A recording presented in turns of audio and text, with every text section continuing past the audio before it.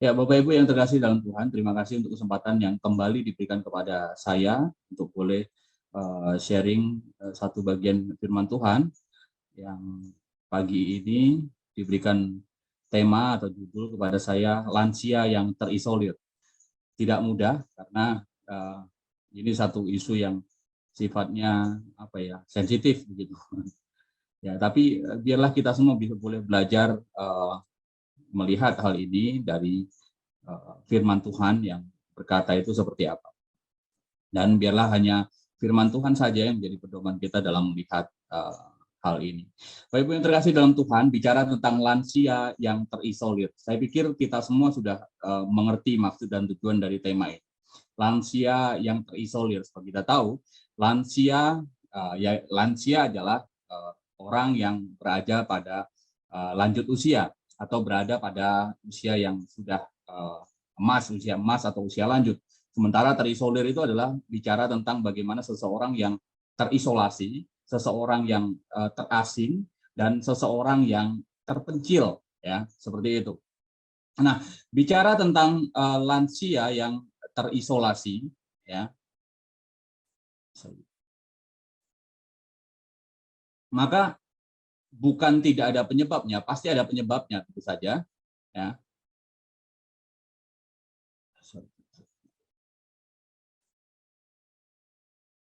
Ada penyebab-penyebab yang membuat kemudian lansia itu bisa terisolir, ya. Setidaknya saya mencatat beberapa hal. Yang pertama adalah misalnya penyebab dari masa retirement, ya, masa pensiun, ya. Dan ini sebenarnya membawa efek domino kepada seseorang. Misalnya, waktu kemudian orang mulai pensiun, maka orang sudah kehilangan dalam tanda petik, ya, aktivitas sehari-harinya, aktivitas bekerjanya, ya, dia setidaknya hilang dari komunitas di mana dia biasa berkumpul setiap hari. Dan jauh dari komunitas sosial itu lalu membuatnya kemudian otomatis itu merasa ya terasing, ya, merasa tidak lagi ada pada komunitas yang sebelumnya membawa dia bisa bergelak tawa, misalnya bisa bersuka-cita bersama-sama, bisa bergembira bersama-sama. Sekarang tidak ada. Karena apa? Pensiun tadi itu. Gara-gara pensiun, kemudian aktivitas yang biasa dia pagi-pagi sudah di depan komputer, sudah berbincang dengan timnya, lalu kemudian sekarang harus di rumah saja, ya, nganggur saja, nunggu saja, ya. Itu kemudian membuat orang bisa menjadi stres juga, ya, hilangnya komunitas. Dan ada lagi yang kemudian pensiun juga membawa orang kepada membuat orang menjadi power syndrome. Jadi merasa begini, biasa di sekolah atau biasa di kantor itu dia punya power, dia punya kuasa, gampang nyuruh orang kanan kiri dan lain sebagainya. Ketika dia pensiun, tidak ada lagi power yang dia miliki, ya, tidak ada power yang dia miliki. Dan karena tidak ada power yang dia miliki, lalu kemudian dia makin hidupnya makin tertekan karena biasa dengan mudah dia mendapat penghormatan dari anak buahnya, dia bisa berkoordinasi dengan baik, dia misalnya kalau di kantor misalnya nyuruh-nyuruh dan lain sebagainya dengan mudah, segala sesuatu gampang didapatkan, ya. Tapi ketika dia pensiun, maka power itu hilang, kuasa itu hilang, dan ini menyebabkan orang bisa menjadi stres luar biasa, ya. Lalu kemudian dia merasa dirinya sendiri, lonely, merasa dirinya tidak ada orang yang peduli dengan dia dan lain sebagainya karena hilang itu semua, ya. Yang kedua, yang menjadi penyebab orang itu terisolir adalah karena jauh dari keluarga, ya, jauh. Mungkin ya, kalau kami misalnya di Jawa itu biasa merantau, jadi setahun sekali biasanya pulang pas Lebaran atau pas Natal, ya, kemudian bisa pulang. Jauh dari keluarga membuat orang tua itu kemudian sendiri, ya, sendiri. Kedua orang tua kita itu kemudian menjadi sendiri, ya. Mereka beraktivitas dengan mereka sendiri, dan kemudian apalagi kalau misalnya mohon maaf, tetangga-tetangganya yang seumuran dengan dia sudah nggak ada, misalnya tinggal dia sendiri, itu menjadi semakin lonely, menjadi semakin menyendiri dia. Keluarga merantau kemana-mana, datang ya paling hanya nelpon, lalu kemudian atau datang sesekali saja, itu membuat dia merasa terisolir, ya. Apalagi kalau kemudian ditambah dengan relasi yang tidak baik dengan keluarga, relasi yang tidak baik dengan anaknya, relasi dengan tidak baik dengan mantunya dan lain sebagainya. itu membuat dia makin renggang jaraknya. Dan ketika makin renggang jaraknya, maka orang kemudian baik dari sisi eksternal dia diisolir oleh keluarganya karena orang nggak mau lagi datang menjenguk dia. Ya. Lalu kemudian ada juga yang kemudian orang yang karena relasinya tidak baik, ya orang akhirnya jaga jarak. Ya. Entah karena faktor dia sendiri atau memang karena orang yang kemudian menjaga jarak terhadap dirinya. Nah, sebenarnya bukan hanya akibat atau karena suatu akibat atau atau sesuatu yang sifatnya eksternal. Ada hal-hal yang sifatnya sebenarnya adalah berasal dari internal sendiri. Ya. Sebenarnya muncul dari perasaan seseorang. Ya, terlepas dari adanya faktor eksternal, ada faktor internal yang kemudian juga mempengaruhi ya seseorang, ya, yang kemudian yang timbul, yang kemudian muncul ya dalam diri seseorang, ya. Ada perasaan hati yang kok kenapa begini ya? Kok kenapa semuanya seolah-olah menjauhi saya? Itu bukan karena orang yang menjauh dia, tapi rasanya dia itu terjauhi, kira-kira begitu, ya. Perasaan hatinya itu seperti orang itu menjauhi dirinya, ya. Bapak Ibu yang terkasih dalam Tuhan, perasaan diri merasa tidak bisa berbuat apa-apa misalnya, lalu kemudian saya nggak mau merepotkan orang lain, lebih baik saya hidup sendiri dan menyendiri. Itu juga munculnya dari diri sebenarnya, bukan orang lain merasa terganggu dengan keberadaan dirinya, tapi bisa jadi juga karena perasaan diri orang itu sendiri, ya. Lalu kemudian perasaan itu membawa dia kepada perasaan kecewa atau merasa dirinya itu takut mengecewakan orang lain, ya. Merasa dia kecewa dan takut mengecewakan orang lain juga kemudian membawa seseorang itu kemudian menjauhkan dirinya dari lingkungan sosialnya. Ya, dalam konteks ini tentu saja oleh mereka yang lanjut usia. Karena itu ya tentu tidak mudah mengelola perasaan, mengelola psikologis di usia emas seperti ini. Ya, ini masuk apa yang dinamakan sebagai krisis usia lanjut. Ya, saya tidak punya kapabilitas untuk membicarakan hal ini. Mungkin bisa minta Bu Greta tentang bagaimana memahami psikologi lanjut usia, bagaimana memahami atau menghadapi krisis lanjut usia lanjut itu seperti apa, bagaimana cara ya agar kita bisa menyesuaikan, menerima keberadaan diri yang mengalami krisis. Misalnya ya sudah tahu krisis secara fisik, lalu kemudian fisik sudah mulai ringkih dan lain sebagainya, secara kesehatan sudah mulai menurun, ya, secara efektivitas, produktivitas diri juga sudah mulai menurun, bahkan secara ekonomi juga mulai menurun. Itu yang dinamakan krisis. Karena apa? Sebelumnya dia dapat gaji, sekarang misalnya gajinya hanya mengandalkan pensiun saja, pensiun tidak seberapa, itu saja. Nah, jadi ini semua membawa kepada krisis. Saya tidak kapabel menjelaskan ini, biar mungkin kalau Bapak Ibu dari ALF mau minta penjelasan tentang hal ini, boleh kemudian minta ke misalnya Bu Greta yang mengerti tentang psikologi lebih banyak daripada saya. Nah, karena itu sebenarnya bagaimana sih cara agar diri ini tidak mudah terprovokasi oleh faktor eksternal tadi, dan kemudian bagaimana caranya agar saya atau diri ini tidak mudah juga terpengaruh terhadap emosi-emosi yang dari dalam ini, sehingga seseorang itu mudah merasa rendah diri, merasa marah ya dengan keberadaan diri, merasa orang tidak lagi mempedulikan dia dan lain sebagainya.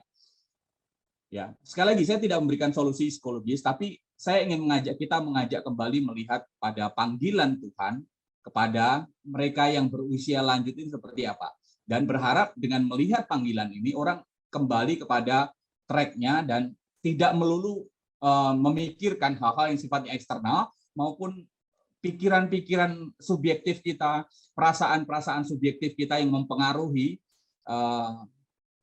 mempengaruhi diri kita sehingga kita merasa terisolir dari lingkungan sosial kita. Ya. Saya mengajak kita membuka dari Titus, ya, dari Titus 2 ayatnya yang kedua sampai dengan kelima. Saya mengajak kita membaca. Bapak Ibu boleh menyimak dan saya akan membacakan untuk Bapak Ibu sekalian. Laki-laki yang tua hendaklah hidup sederhana, terhormat, bijaksana, sehat dalam iman, dalam kasih, dan dalam ketekunan. Demikian juga perempuan-perempuan yang tua hendaklah mereka hidup sebagai orang-orang yang beribadah, jangan menfitnah, jangan menjadi hamba anggur, tetapi cakap mengajar hal-hal yang baik. Dan dengan demikian mendidik perempuan-perempuan muda mengasihi suami dan anak-anaknya, hidup bijaksana dan suci, rajin mengatur rumah tangganya, baik hati dan taat kepada suaminya, agar firman Allah jangan dihujat orang. Baik Ibu, yang terkasih dalam Tuhan, ada beberapa hal penting yang dicatat di sini, ya, sebagai panggilan baik itu kepada laki-laki tua, ya, orang-orang lanjut, yang laki-laki yang lanjut usia, lalu kemudian kepada perempuan tua, kepada perempuan yang lanjut usia. Apa saja? Yang pertama, ada kewajiban-kewajiban penting yang harus dijalankan baik laki-laki dan perempuan tua. Ya, laki-laki tua itu haruslah hidup sederhana. Ya, laki-laki tua itu harus hidup terhormat. Ya, laki-laki tua harus hidup bijaksana, sehat di dalam imannya, sehat di dalam melakukan kasih, dan kemudian sehat dalam menjalankan ketekunan hidupnya. Mungkin penekanan ini tidak selalu kepada, ya, karena perbedaan gender, laki-laki maupun perempuan kok khusus-khusus gitu. Tidak selalu berarti begitu. Tapi bisa jadi bertolak dari kecenderungan yang biasa dilakukan oleh orang, khususnya misalnya laki-laki, ya, atau perempuan. Contohnya saja, perintah agar laki-laki yang tua hidup sederhana, terhormat, bijaksana, sehat dalam iman, dalam kasih, dan dalam ketulusan. Ya, bisa jadi kecenderungan laki-laki yang sudah senior, yang sudah tua, masih mau ingin mengejar hal-hal yang sifatnya dunia, masih mau mengejar yang sifatnya bisa membanggakan diri, masih mau mengejar sifatnya yang bisa mendatangkan kenyamanan dan kenikmatan. Padahal di usia tua harusnya tinggal menikmati saja. Padahal di usia tua harusnya tinggal santai-santai saja, ya. Tidak perlu ngoyo sampai seperti itu. Karena itu penting hal-hal yang disampaikan oleh Paulus kepada Titus ini. Harus hidup sederhana, harus terhormat, harus bijaksana, ya. Nah, ini diingatkan agar laki-laki tua tidak lupa, ya. Karena itu diingatkan kembali untuk kembali kepada esensi hidup sebagai laki-laki, ya. Tentu saja laki-laki yang lanjut usianya, laki-laki yang senior harus hidup sederhana, harus hidup terhormat, ya, harus hidup bijaksana, ya, sehat di dalam iman, dalam kasih, dan dalam ketekunan. Ini sesuatu yang penting, ya. Hidup tidak perlu bermewah-mewah, hidup ugahari kalau bahasa lainnya. Ugahari itu hidup sederhana yang terhormat itu, ya. Tidak perlu kemudian mengejar kemewahan lagi, ya. Apa adanya saja. Apa adanya saja. Yang terpenting adalah esensi di balik itu. Bagaimana di balik kesederhanaannya itu kemudian muncul, ya, iman yang relatif sehat, iman dan kasih yang dijalankan dengan baik, ketekunan dan kasih yang diaplikasikan dengan baik sebagai wujud dari iman yang sehat tadi. Itu jauh lebih penting daripada sekedar mencari hal-hal yang sifatnya kebanggaan diri, keduniawian, kenyamanan, kenikmatan, dan lain sebagainya. Nah, hal yang sama juga diberikan kepada perempuan. Begitu juga dengan perempuan tua, ya. Perempuan tua memiliki tugas dan panggilan yang sifatnya itu pribadi, ya, baik secara pribadi, ya, maupun keluarga juga, yang sifatnya kemudian perempuan tua itu berperan bagi dan untuk keluarganya. Secara pribadi, misalnya ada ketentuan khusus yang diberikan oleh Paulus kepada perempuan tua. Misalnya, dia adalah orang yang beribadah, orang yang memiliki kualifikasi spiritual, memiliki dan bisa menjaga kerohaniannya, ya, dengan kriteria, ya, jangan menjadi orang yang memfitnah. Jangan pemfitnah. Menarik Bapak Ibu yang terkasih dalam Tuhan, kata memfitnah ini dipakai kata diabolos. Seperti kita tahu, kata diabolos itu sama dengan artinya dengan kata iblis, ya. Kata diabolos adalah kata yang sama digunakan untuk menyebut iblis, ya.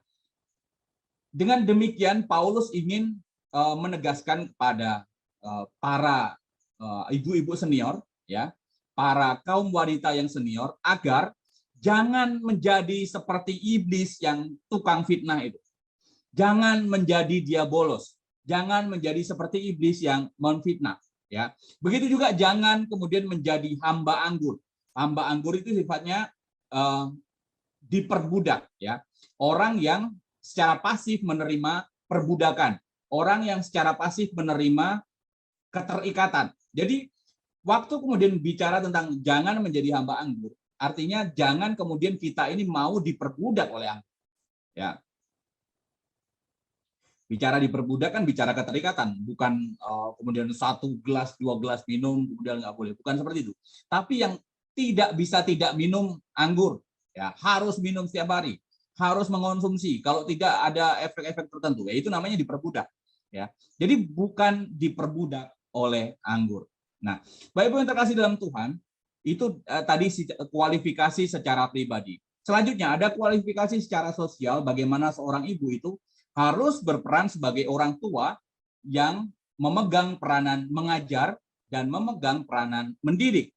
Ya. Secara sosial, peran ibu yang senior itu penting sebagai orang tua dalam perannya sebagai pendidik.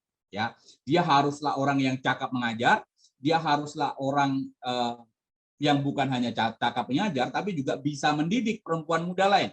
Ya, perempuan muda artinya ya anaknya, bisa mendidik keturunannya, ya, agar apa? Agar mengasihi suami, agar mengasihi anaknya, agar mengasihi keluarganya.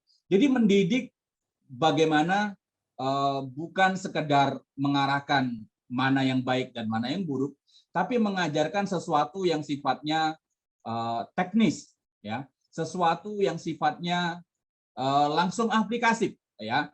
Bagaimana mengajarkan bagaimana mengasihi suami itu seperti apa sih? Bagaimana kemudian mengasihi anaknya seperti apa sih? Ya, bagaimana hidup bijaksana sebagai istri itu bagaimana? Nah, itulah yang kemudian harus dimiliki perempuan tua. Tanggung jawab yang besar untuk mendidik anaknya, baik itu anak perempuannya dan bisa juga mendidik anak mantunya, ya. Bagaimana dia harus menjadi orang yang bijaksana, menjadi orang yang berhikmat yang kemudian bisa mendidik orang-orang perempuan-perempuan muda yang ada di dalam keluarganya untuk menjadi baik sama seperti dia. Jadi ini panggilan sebenarnya bukan panggilan gampangan, panggilan yang luar biasa. Ada kualifikasi pribadi dan kemudian ada kualifikasi yang sifatnya berpengaruh kepada lingkungan sosialnya, berpengaruh kepada anak-anaknya, berpengaruh kepada keluarganya. Nah, belum lagi bicara tentang bagaimana dia harus menjaga hidup bijaksana dan suci, ya, yang kemudian rajin mengatur rumah tangganya, ya. Dia harus menjaga keluarganya untuk senantiasa berbuat baik hati dan taat kepada suaminya, ya. Jadi kualifikasi baik ini harus ada juga pada diri perempuan tua. Lihat, panggilan perempuan tua, perempuan senior, ya, ibu-ibu yang senior, itu bukan panggilan yang gampang dilakukan, ya. Kualifikasi yang sama harus dimiliki sehingga dia bisa mengajarkan dengan baik. Kalau tidak, lingkungan yang kecil ini, lingkungan yang sempit ini, lingkungan yang dia anggota keluarganya bisa saling melihat seperti apa kehidupan dia setiap hari, bisa mengamati. Kalau kemudian misalnya perempuan tua, perempuan senior, ibu, oma itu mengajarkan sesuatu yang berlawanan dengan dirinya, ya anak mantunya atau anaknya sendiri akan berkata, mama sendiri nggak bisa melakukan. Ya, karena itu penting kualifikasi yang baik ini juga harus ada pada diri perempuan tua. Ya, bagaimana dia harus dijadikan sebagai hal ini harus dijadikan sebagai panggilan dan misi suci dari Allah yang harus dihidupi terus menerus. Ya, bukan hanya soal urusan pribadi, ada hal yang penting. Kenapa kualifikasi pribadi tadi harus dimiliki? Kenapa kualifikasi pengajaran harus dimiliki? Kenapa hal itu harus dilakukan? Kenapa harus mendidik anak-anaknya, anak perempuannya? Ini penting supaya apa? Ada tujuan misi yang besar, supaya firman Tuhan tidak dihujat orang. Supaya tidak ada celah orang akan ngomong, tuh gara-gara Kristen kan, gara-gara masuk Kristen kan, gara-gara jadi Kristen, dia jadi berani sama suami. Tuh kan, gara-gara jadi Kristen kan, gara-gara sering ke gereja kan, tuh makin kurang ajar sama suaminya, ya, makin tukang pukul sama anak-anaknya, misalnya. Bapak Ibu yang terkasih dalam Tuhan, dengan memahami misi besar yang seperti ini, yang harus dijalankan seperti ini, maka sesungguhnya orang tua itu, atau dalam konteks ini adalah perempuan tua, ibu-ibu, mama-mama, oma-oma, tidak boleh menjauhkan diri dari keluarganya. Ya, artinya bukan kemudian dia berpikir, oh keluarga saya menjauhi saya, keluarga saya seperti tidak membutuhkan saya, karena saya sudah tua tidak lagi dibutuhkan, tidak lagi bisa membantu. Tidak. Justru di masa tua harus kemudian semakin peduli dengan anak-anaknya. Mungkin saja ada jarak yang memisahkan, tapi kan bisa menggunakan telepon, bisa menggunakan Zoom hari ini. Ya, alangkah baiknya kalau kemudian kita punya waktu, tidak perlu anak-anak kita yang kemudian datang kepada kita. Kita pun bisa hari ini sudah Gojek banyak dan lain sebagainya, atau meminta orang mengantarkan kita. Ya memang harus merogoh uang lebih banyak kan untuk datang ke tempat anak-anak kita. Tapi ya bisa jadi ada banyak excuse lah, ada begitu banyak alasan, ya kelemahan fisik, nggak bisa jalan jauh dan lain sebagainya. Tapi ada hal-hal yang kemudian perlu dipikirkan, hal-hal yang perlu dikerjakan oleh orang tua. Jangan melulu bicara ke dalam dirinya, saya tidak lagi dibutuhkan, saya tidak lagi diperlukan di keluarga ini, saya semua orang seperti menjauhi saya, semua orang dulu saya bisa berbuat ini, masak dan lain sebagainya, sekarang saya tidak bisa apa-apa. Ya, jangan berpikiran terus-menerus seperti itu. Tapi ada misi besar yang harus dijalankan, ya. Ada misi besar yang harus ditunjukkan dan ada misi besar yang harus ditularkan ya kepada anak-anak ya dengan kualifikasi tadi. Artinya apa? Ada teladan-teladan penting yang harus ditunjukkan. Ya. Ada suatu ketika seorang ibu sudah sakit parah ya menjelang akhir hidupnya, lalu kemudian dia memberikan apa ya? Dia merekam di kaset tape gitu beberapa rekaman-rekaman pesan kepada anak-anaknya. Ya. Ketika anaknya suatu ketika mengalami masa masa pubertas, dia sudah mempersiapkan. Ketika anaknya mengalami pacaran pertama, dia sudah mempersiapkan rekaman. Ketika anaknya menghadapi pernikahan pertama, dia mempersiapkan nasihat-nasihat. Nah, jadi ketika anak memang ibu ini kemudian divonis kanker dan kemudian lalu meninggal, tapi dia menyisakan warisan yang sangat berguna buat anak-anak. Ya, anaknya ketika menghadapi sesuatu lalu kemudian mendengar bagaimana nasihat orang tuanya itu melalui kaset tape. Ya, ini suatu cerita yang juga saya dengar juga. Tapi kita bisa mengambil satu hal yang penting dari situ. Bagaimana dengan berbuat seperti itu, kita bisa mewariskan hal-hal yang menjadi misi besar tadi. Artinya, kalau kemudian tidak bisa datang secara fisik, secara suara pun kita bisa datang. Dan banyak hal yang kemudian coba kita pikirkan sendiri, karena biasanya yang tahu kan adalah kita. Konteksnya yang tahu itu adalah kita. Kebutuhan kita itu kita sendiri yang tahu. Ya, hal-hal apa yang kita miliki kita juga yang tahu. Nah, itu bisa dilakukan dengan berbagai macam cara untuk menularkan tadi. Ya, jadi tidak selalu kemudian saya excuse, saya beralasan, oh saya kondisinya seperti ini tidak memungkinkan seperti itu. Silakan pikirkan yang lain. Silakan pikiran hal yang lain, ya, yang memungkinkan kita bisa menularkan atau menjalankan visi besar yang daripada Tuhan tadi, yang diberikan, yang disampaikan Paulus kepada Titus tadi. Ya. Dan itu sesuatu yang penting, bukan bicara soal diri kita dan diri anak-anak kita, tapi bicara soal bagaimana supaya firman Tuhan itu jangan dilecehkan. Bicara soal firman Tuhan itu jangan kemudian dihujat orang. Itu satu misi yang penting. Baik-Ibu yang terkasih dalam Tuhan, dengan demikian orang tua tidak harus mendekatkan diri kepada keluarganya untuk memenuhi tuntutan tadi. Baik secara emosional, baik secara fisik, ya, secara visual, ya, secara emosional apalagi. Bawa anak-anakmu dalam doa. Bawa anak-anakmu dalam doa bersama misalnya melalui telepon, ya, kalau memang jauh jaraknya. Ya. Baik-Ibu yang terkasih, ya seringkali tidak mudah, tapi mau tidak mau, kalau mau menghidupi misi besar tadi itu, ya itu yang harus dijalankan. Ya. Nah, dengan demikian, ya ibu-ibu senior, oma, kemudian lansia, dengan demikian harusnya tidak akan lagi merasa terisolasi. Ya, bahkan merasa diri ini menjadi semakin berarti. Ya. Baik bagi diri sendiri maupun bagi keluarganya dan bagi lingkungan sosialnya. Ya. Nah, ini tidak kalah penting untuk dipahami, ya, untuk diri kita sendiri, dan perlu ditanamkan dalam diri kita sendiri di usia kita yang sudah senior, yang sudah lanjut, di usia kita yang sudah emas, ya. Kita saya pikir bukan hanya kita yang menjalankan ini saja, tapi ada tokoh-tokoh besar dalam Alkitab yang juga dipanggil Allah dan dipakai untuk tugas-tugas yang mulia, menjalankan misi-misi besar dari Tuhan justru di usia yang sudah lanjut, di usia yang sudah tua. Jadi jangan berkecil hati. Jangan kemudian kita sadar bahwa ada misi besar yang harus kita jalankan itu pada saat usia tua. Ya. Misi yang besar, tugas yang besar juga diterima tokoh-tokoh Alkitab justru di usia tua. Misalnya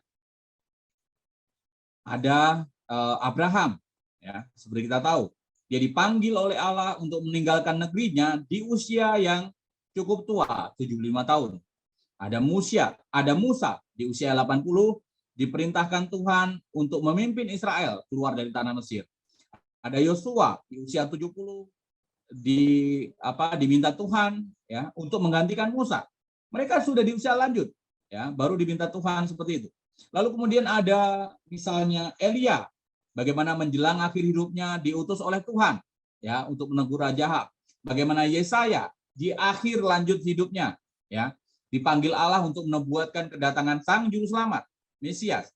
Ada Louis, ya, neneknya Timotius, yang mendidik cucunya dengan baik, bukan pada saat usia muda, tentu saja karena sudah menjadi nenek kan, ya, tapi mau mendidik cucunya, ya, mendidik firman Tuhan, dan itu dicatatkan oleh Paulus. Bagaimana imannya itu diwariskan kepada Timotius, cucunya, dengan sangat baik. Ya. Lalu kemudian ada Salomo juga, yang kita tahu. Salomo di usia tuanya juga menulis tentang refleksi hidupnya. Kitab Pengkhotbah itu dipercaya ditulis oleh Salomo pada usia yang tua, merefleksikan hidup yang sudah dia jalani. Ya. Di usia muda dia menuliskan gairah cintanya melalui Kidung Agung. Ya. Lalu kemudian menjelang dia di umur-umur yang sudah matang, mature, kemudian dia menuliskan Amsal yang mendidik kepada anaknya bagaimana hidup dan lain sebagainya. Tapi di jelang akhir hidupnya, di usia tua, Salomo kemudian merefleksikan hidup yang sudah dijalannya. Apa yang dia kejar sebelumnya, apa yang dia tanam sebelumnya, apa yang direncanakan sebelumnya, sia-sia belaka. Karena apa? Sia-sia karena tidak mengandalkan Tuhan di dalam hidupnya. Ya. Lalu kemudian dia merefleksikan, sesungguhnya tidak ada hal di dalam dunia ini yang tidak ada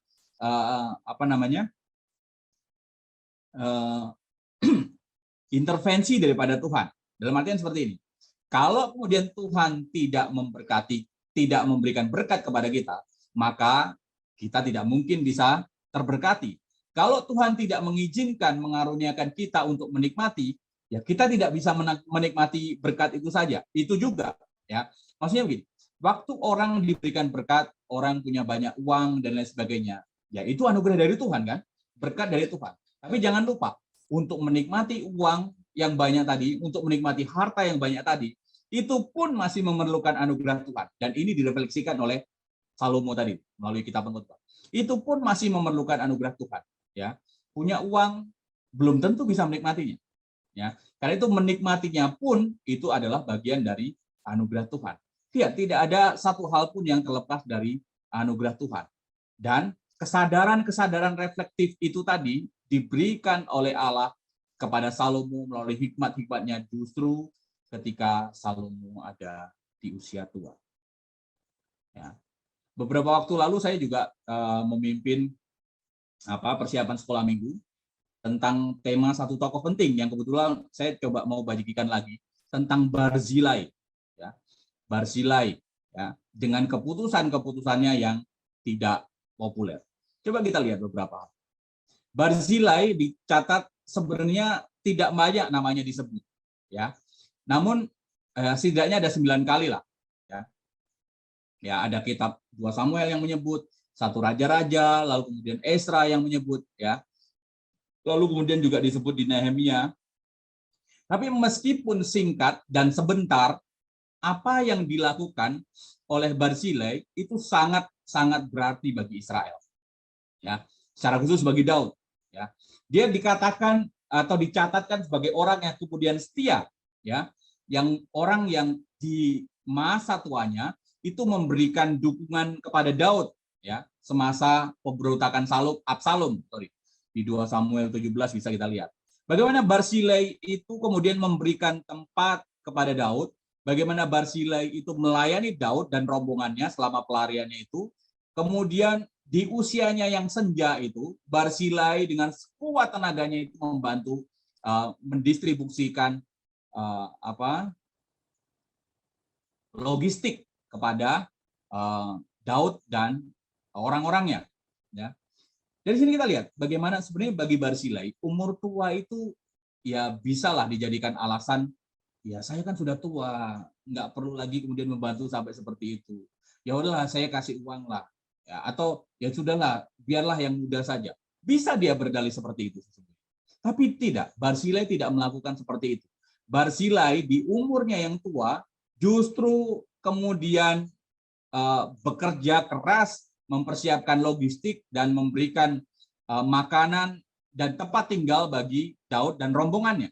Ya, sesungguhnya orang bisa maklum kok. Misalnya orang, ya Barzilai nggak usah kerja pun orang bisa maklum. Tidak perlu ikut-ikutan, ya, mengingat usianya sudah 80-an. Ya. Tapi di usia tuanya Barzilai justru berkontribusi aktif melayani Tuhan, ya, melalui Daud, melayani Israel, ya, melalui Daud tadi, menyediakan tempat dan makanan selama Daud dan rombongan ada di Mahanaim. Ya. Lagi-lagi kita lihat, Barzilai adalah orang yang setia kepada razanya, ya, sehingga ya dia bisa jadi mengabaikan berbagai resiko yang bisa mengancam dirinya. Anggaplah bukan Daud yang menang. Kalau kemudian Absalom yang menang, ya nyawanya pasti terancam, kan? Ya. Tapi dia rela mengorbankan dirinya sendiri untuk untuk menghidupi kesetiaannya kepada rajanya. Ya. Besar pengorbanan Barzilai. Ya, dia korban harta, ya, korban tenaga, dan bisa jadi bisa berkorban nyawa. Kalau kemudian situasi itu jadi terbalik. Ya. Dia rela mempertaruhkan nyawanya. Dia berani dengan konsekuensi hukuman yang bisa saja menjeratnya. Ya. Kita lihat, di usia tuanya kita bisa belajar kesetiaan kepada Barzilai. Ya, dengan pilihan yang tidak populer. Ya. Setia kepada Daud rajanya, tunduk kepada Allah, ya, dan kemudian berperan aktif, ya, dalam kemudian menolong rajanya. Yang pertama. Yang kedua, kita bisa belajar juga dari Barzilai tentang ketulusan. Ya. Bagaimana Barzilai itu melakukan sesuatu itu tanpa pamrih. Ya. Ingat loh, ini ada di usia tua, bukan di usia muda lagi. Kita belajar kesetiaan kepada dia, ya. Walaupun ada begitu banyak excuse, ada begitu banyak alasan yang sesungguhnya bisa dia ungkapkan, tapi dia tidak menggunakan itu semua. Nah, selanjutnya kita juga bisa belajar ketulusan dari Barzilai justru ketika dia ada di usia tua. Bagaimana dia melakukan sesuatu itu tanpa pamrih. Dia melakukan sesuatu itu tanpa mengharap dapat sesuatu. Ya. Bahkan ketika ada kesempatan, kemudian Daud menyampaikan kepada dia di 2 Samuel 17 itu, dia tidak memanfaatkan itu. Daud mengajak dia ke Yerusalem, tapi dia tidak mau. Ya. Ketika ada kesempatan, dia tidak aji mumpung. Ya. Dia justru menolak bergabung dengan Daud yang mengajaknya pergi ke istana. Ya, padahal sebenarnya bukan hanya soal dia juga kan, bisa juga kemudian keluarganya atau saudaranya kan yang dikirimkan. Tapi menarik, Barzilai itu justru malah menawarkan Kimham, ya, hamba kepercayaannya itu untuk ikut mendampingi Raja Daud ke Yerusalem. Ya, untuk kembali mengabdi dan melayani raja. Ya, orang kaya misalnya, orang kalau kemudian banyak duit, orang udah senior, apalagi pengusaha dan luar biasa, pasti akan berpikir, ini bisa jadi lompatan bisnis dan jaringan dagang yang lebih luas lagi nih. Apalagi ada kedekatan dengan raja misalnya. Tapi lihat, Barzilai bukan aji mumpung. Ya. Walaupun sudah tua, dia berkata, saya ini sudah tua, tidak mungkin menikmati madu yang ada di istana. Kenikmatan yang ada di istana lagi. Ya. Demikian yang dicatat. Sekarang ini aku telah berumur 80 tahun. Masakan aku masih dapat membedakan antara yang baik dan yang tidak baik? Atau masih dapatkah hambamu ini merasai apa yang hamba makan atau apa yang hamba minum? Atau masih dapatkah aku mendengar suara penyanyi laki-laki dan penyanyi perempuan? Apa gunanya hambamu ini lagi menjadi beban bagi Tuanku Raja? Ketulusan juga ditunjukkan dengan kerendahan hati Barzilai. Ya. Merasa sesungguhnya yang diberikan itu bukan apa-apa. Ya.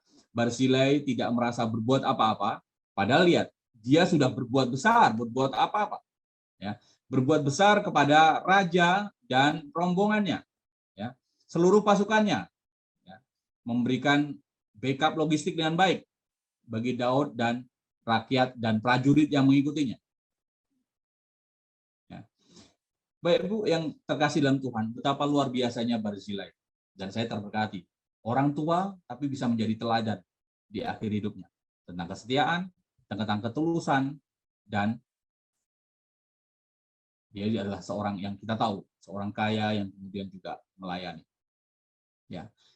Menarik, suatu ketika Billy Graham pernah mengkritik umat Kristen, ya, mengkritik jemaatnya yang berusia senior, yang memakai waktu pensiunnya untuk sekedar bermalas-malasan. Ya. Sekedar bermalasan-malasan. Ia menyorotinya kemudian dengan cerita Barzilai sebagai salah satu contohnya. Lihat, Barzilai yang sudah tua dan uangnya cukup, ia punya kesempatan luas ya untuk bersantai, menikmati sisa hidupnya, tapi pada usia tua dia justru mengerjakan satu pelayanan yang membuat dia namanya tertoreh abadi dalam Alkitab. Ya. Luar biasa. Barzilai, umur boleh tua, tapi menjadi berarti itu adalah panggilan yang nyata. Ya. Tidak excuse, tidak beralasan ya, untuk tidak berbuat sesuatu, tapi justru di usia tua dia bisa semaksimal mungkin, seoptimal mungkin melakukan sesuatu. Ya. Karena itu penting mengingat lagi, jangan jadikan usia tuamu untuk alasan agar saya tidak mau melayani. Jangan jadikan usia tuamu sebagai alasan untuk tidak menjadi setia, ya, atau tidak tulus kepada Tuhan. Itu penting tetap memegang prinsip, tetap memegang value, ya, keutamaan Kristiani dalam hidup, ya, meskipun sudah berumur tua. Nah,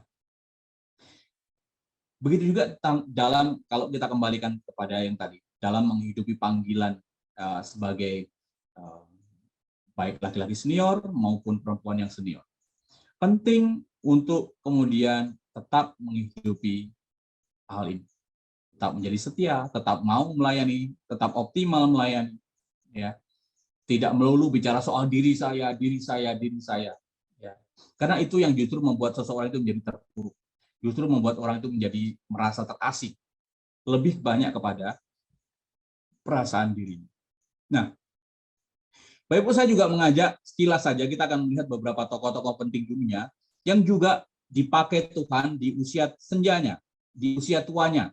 Ya, misalnya ada Sophocles, ya, penulis drama hebat yang dipakai Tuhan menulis drama yang luar biasa justru di usia 80 tahun. Ya, ada Daniel Davos yang menulis novel Robinson justru di usia 59 tahun. Ada Michelangelo menyelesaikan karya seninya di gereja Saint Peter's justru di usia 70 tahun.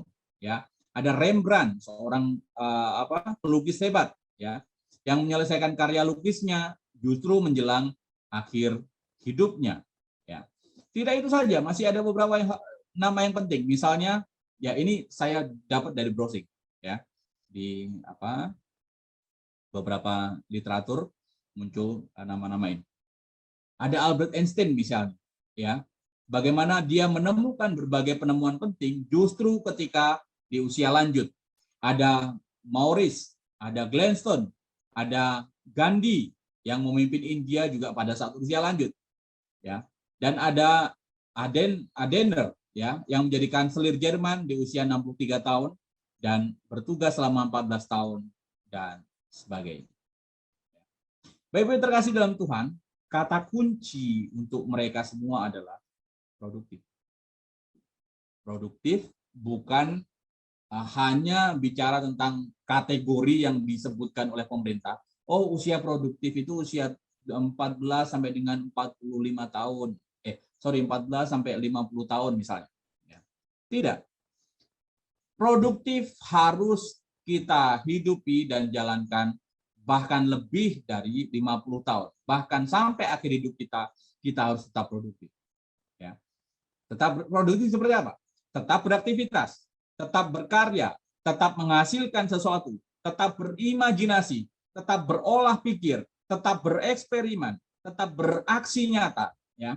Sebenarnya itulah yang membuat kita merasa kita ini adalah orang yang berarti.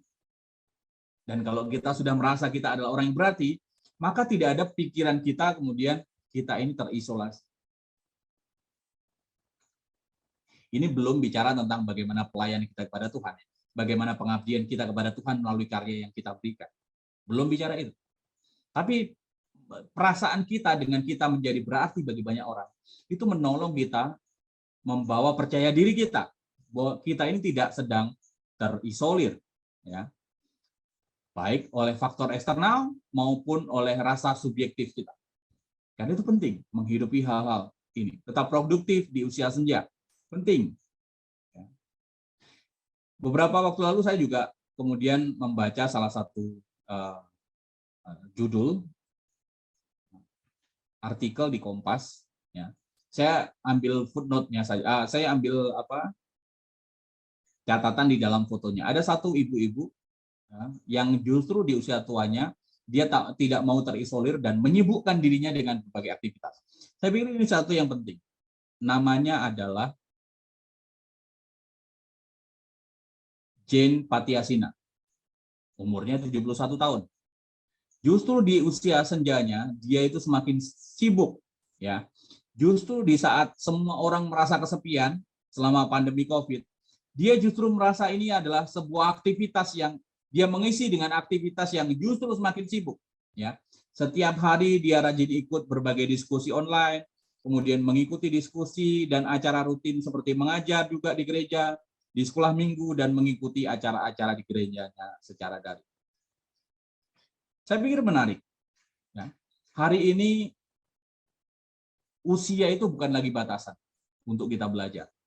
Dan saya pernah di Jeffrey waktu itu, waktu masih S1, pernah punya teman ibu-ibu usianya lebih 72.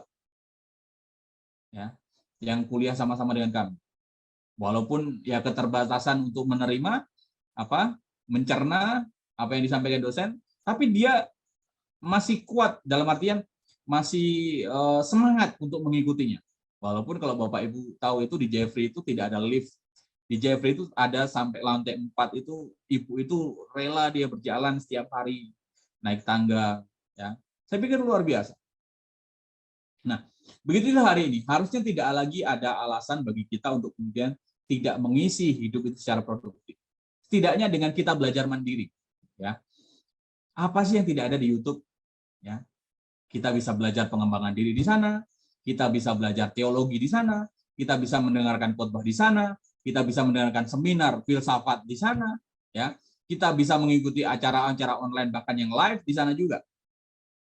Karena itu penting kita mengatur sebenarnya ritme diri kita. Ya. Terisolir sesungguhnya tidak melulu karena faktor eksternal, faktor keluarga, faktor lingkungan sosial kita yang kemudian memang meninggalkan kita.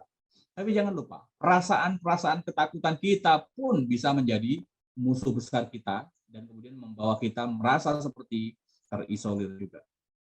Karena itu hendaknya kita tidak perlu khawatir, ya. Lanjut usia pun ya kita tidak bisa mengelak lah. Kelemahan fisik pasti ada, ya, seperti tadi itu kelemahan fisik, kemudian kelemahan kekurangan ekonomi misalnya, ya, dan banyak hal-hal yang kemudian bisa berdampak terhadap hidup kita.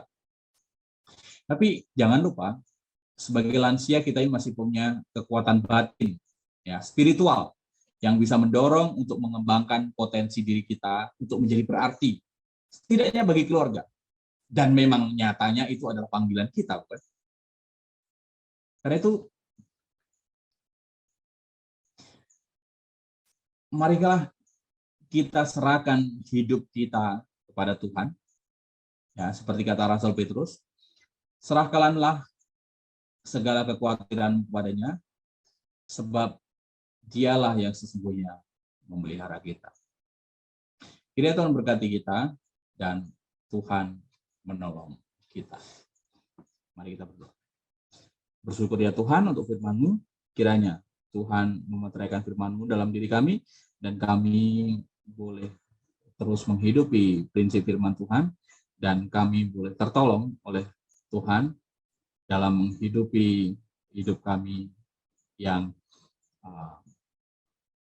mungkin secara umur kami sudah di usia senior.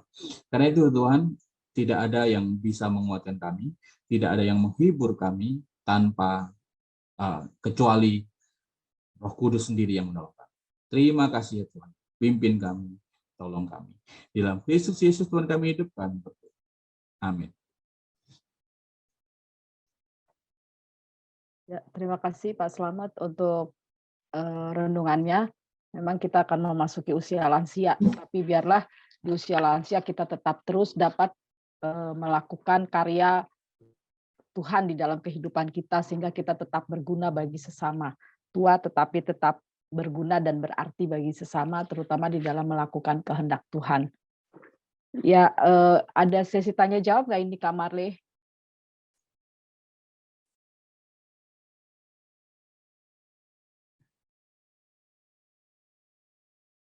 Di-unmute dulu, Kak. Kalau ada mau nanya, mungkin Pak Slamet, mungkin aku nambahin sedikit aja. Maksudnya kalau aku sih gini, ketika kita bekerja, ini kalau tadi yang belakangan itu kan berbicara tentang usia lansia, tapi produktif itu di saat udah lanjut usia kan. Tapi maksud aku ketika kita yang bekerja kantoran terus kita misalnya pensiun, saya rasa kita bagaimana kita memaintain diri kita itu, bahwa maksudnya gini, ketika umur segini aku nanti akan pensiun, berarti kita harus maintain diri kita sendiri supaya ketika masa pensiun itu masuk, kita nggak merasa diri kita, wah, gue yang tadinya punya anak buah, gue yang tadinya punya gaji, gue yang tadinya punya gini, punya itu, kok sekarang jadi gini, jadi nggak punya apa-apa, nggak bisa begini, nggak bisa begitu, ya sehingga membuat diri kita sendiri yang merasa diri kita sendiri terisolasi gitu, padahal sebenarnya nggak perlu begitu. Jadi ketika kita bekerja, kita harus persiapkan diri kita untuk kedepannya itu seperti apa gitu, sehingga kita juga tidak akhirnya seperti orang yang terpuruk sekali, nggak bisa ngapa-ngapain, ketika sudah tidak punya anak buah, tidak dapat gaji, terus jadi kayak orang yang bengong, nggak bisa ngapa-ngapain. Kalau aku sih bilang memang persiapkan diri pada waktu masih masa aktif sebelum memasuki masa pensiun, itu kali ya. Ya, benar sekali Kak Mali. Sebenarnya penting kita ini mengenal apa yang kita hadapi waktu kemudian kita pensiun sih. Ya. Saya belum ada pada titik itu. Mungkin saya masih gampang ngomongnya. Karena ya firman Tuhan ngomong apa saya bisa sampaikan. Tapi kalau kemudian saya ada pada titik itu, dengan krisis-krisis yang saya alami itu, mungkin saya juga tidak mudah juga. Ya. Karena itu penting kita memahami dulu, kira-kira kalau nanti saya pensiun, apa sih yang akan kita hadapi? Saya seperti tadi sudah saya singgung bicara tentang krisis usia lanjut. Krisis menjelang, kalau saya ini sedang mengalami krisis parubaya. Misalnya kalau krisis parubaya, kalau usia-usia 40 sampai 50 ada yang biasa mengalami krisis parubaya. Krisis parubaya biasanya terjadi itu kepada perempuan, ya. Misalnya orang itu sudah mengalami masa akhir menopause, ya, sudah menopause, lalu kemudian dia merasa dirinya tidak cantik lagi, dia merasa dirinya sudah tidak menarik lagi, dia seolah-olah kemudian kalau suaminya jarang pulangnya telat, dia sudah mudah curiga dan lain sebagainya. Jadi ada berbagai krisis yang kemudian kita alami sesungguhnya, dan ini perlu penjelasan dari misalnya orang yang qualified di bidang inilah, misalnya Bu Greta dan lain sebagainya. Karena dengan demikian bisa menolong kita untuk memahami dan nanti menghadapinya seperti apa. Ya. Begitu juga kalau kemudian di usia lanjut ini, setidaknya ada beberapa hal yang kemudian yang mempengaruhi diri kita secara langsung. Misalnya kelemahan fisik saja. Dulu ngangkat sesuatu gampang, sekarang nggak bisa lagi. Misalnya kalau langsung kita contohkan Kak Marle lah. Dulu ngangkat ember air ke dalam kamar mandi gampang kan? Sekarang mungkin susah juga. Nah, itu juga dulu kita bisa mandiri, biasa nyaman dan lain sebagainya. Sekarang bisa jadi bisa frustasi gara-gara itu. Ya, bisa frustasi. Lalu kemudian kelemahan fisik, kelemahan kesehatan lah dan lain sebagainya. Dikit-dikit kena angin dikit, masuk angin sudah sakit. Ya, itu juga bisa membuat kita menjadi stres. Lalu kemudian secara ekonomi pasti pemasukannya berkurang. Ya ini kalau kita ukur sebagai karyawan ya. Kalau sebagai karyawan, kalau sebelumnya gajinya itu 100%, ya sekarang mungkin tinggal 50% atau 25%. Karena ya pensiun nggak mungkin gaji full kan. Ya. Jadi secara ekonomi juga pasti akan menurun. Lalu kemudian ada apa lagi? Secara sosial, ya. Secara sosial misalnya kita punya anak sudah pergi kemana-mana dan lain sebagainya, mereka sudah mandiri, mereka sudah punya keluarga sendiri. Lalu seolah-olah ya kita yang belum mempersiapkan diri dan batin ini menjadi kok begini ya anak-anak saya ya, kok meninggalkan saya, kok tidak mengajak saya, ya. Padahal kita dulu pun ada pada posisi itu juga. Tapi hari ini kita kembali misalnya nggak siap dengan ditinggalkan keluarga itu tadi. Lalu kemudian menganggap keluarga kita nggak lagi peduli dengan kita. Keluarga kita menjadi cuek dengan kita dan lain sebagainya. Nah, karena itu nggak mudah. Sebenarnya bukan soal faktor eksternalnya yang seperti saya bilang, tapi seringkali adalah faktor internalnya. Diri sendiri. Iya. Iya, faktor diri internalnya kita yang sendiri. kemudian tidak apa ya, tidak Nggak siap. persiapkan, ya. Nah, betul, Harusnya Kak Mali. siap. Nah, karena itu ada beberapa hal kalau kita baca-baca buku, ada beberapa hal itu yang penting dilakukan di usia-usia yang lanjut. Misalnya, kita bisa bersosialisasi, membangun satu komunitas yang usianya mirip-mirip. Ya, misalnya ALF inilah. Ya, ALF walaupun usianya beragam, tapi setidaknya ada banyak orang yang usianya seusia dengan misalnya kita. Nah, kita bisa ngobrol, nyambung dan lain sebagainya, bisa curhat dan lain sebagainya. Itu menolong. Ya, maka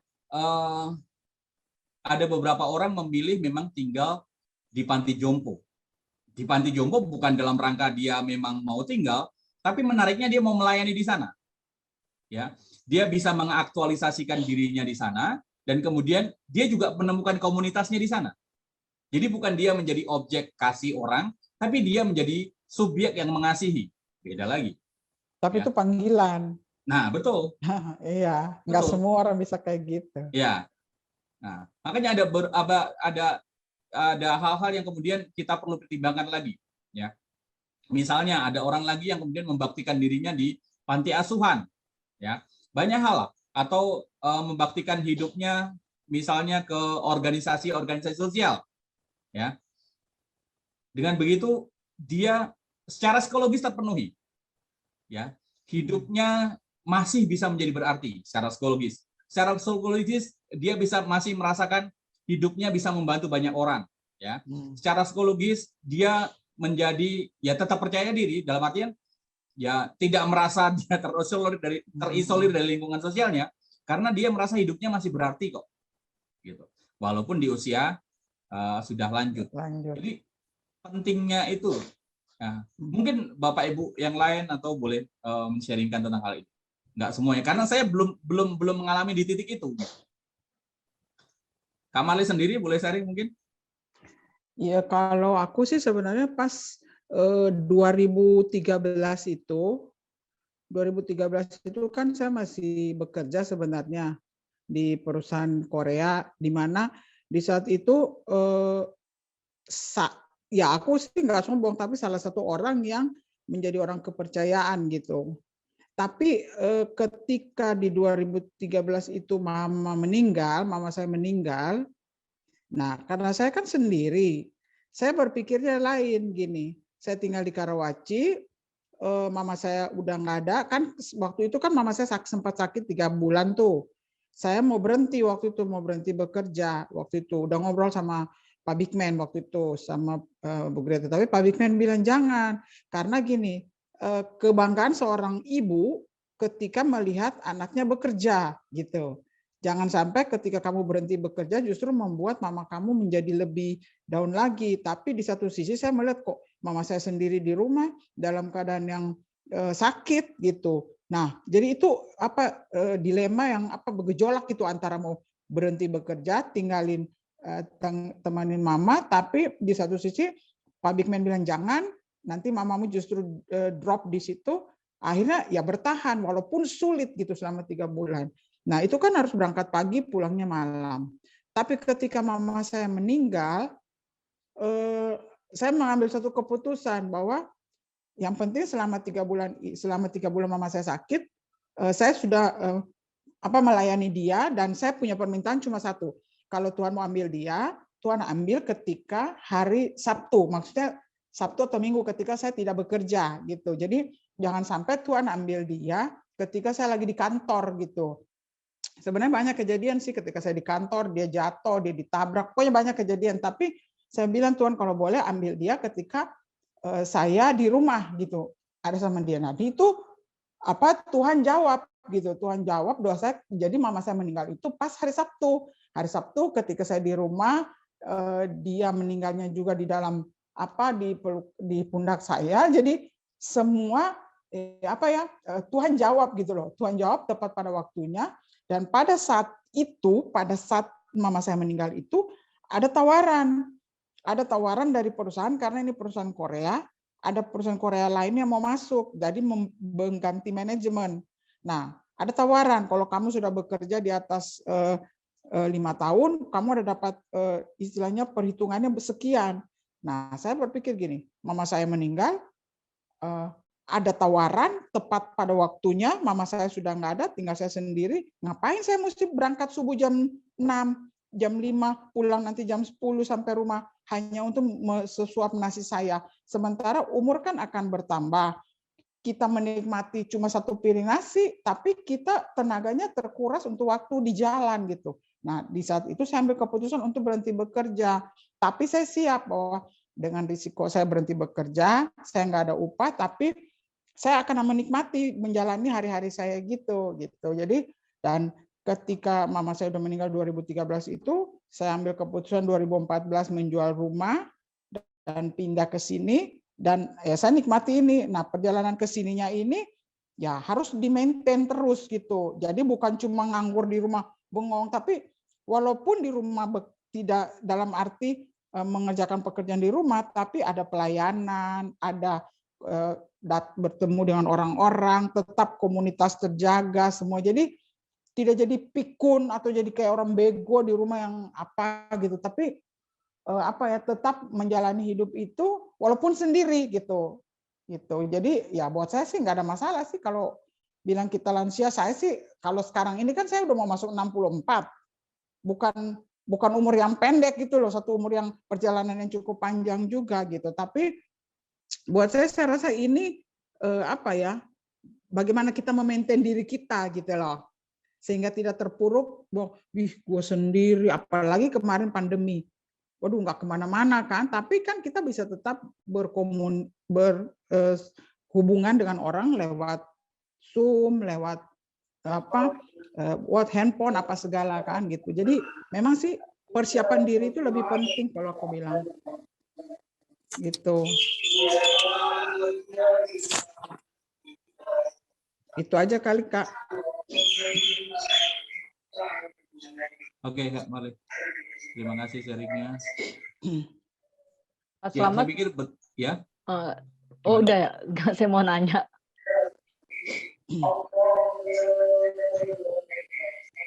Pak, saya mau tanya nih, saya pernah dengar teman bilang, pokoknya selagi muda ini kita bekerja keras aja sungguh-sungguh, nggak ada waktu untuk pelayanan, tapi nanti kalau udah pensiun, nah itu waktu kita banyak, boleh deh tuh kita melayani. Wah, Nah, pernyataan seperti kayak gitu tuh gimana tuh, Pak?